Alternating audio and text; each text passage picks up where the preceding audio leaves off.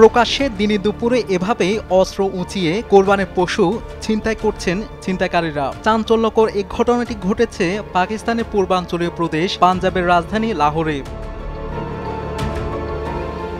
ভিডিওতে ৩ যুবককে প্রকাশ্যে দিবালোকে অস্ত্র উঁচিয়ে ছাগল ছিনতাই করতে দেখা যায়। ইতোমধ্যে সামাজিক যোগাযোগ মাধ্যমে ভাইরাল হয়েছে কোরবানের পশু ছিনতাইয়ের সিসিটিভি ফুটেজ।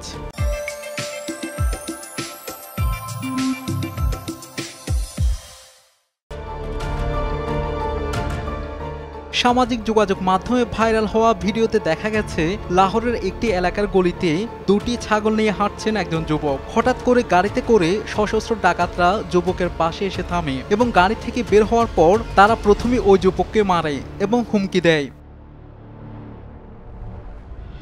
এরপর ডাকাতরা ছাগলগুলো ছিনিয়ে নিয়ে গাড়িতে তুলে নেয়। সেই সময় যুবকটিকে ভয় দেখানোর জন্য তার সামনে পিস্তল ধরে রাখে একজন অপরাধী। ছিনতাইয়ের কাজ সম্পন্ন হলে যুবককে হতভম্ব অবস্থায় রেখে দ্রুত ওই স্থান থেকে পালিয়ে যায় ডাকাতরা।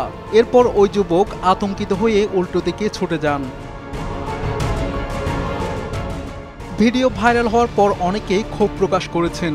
মূলত এই ভিডিওতে অপরাধীদের হাতে নাগরিকদের অসহায়ত্বের বিষয়টি উঠে এসেছে।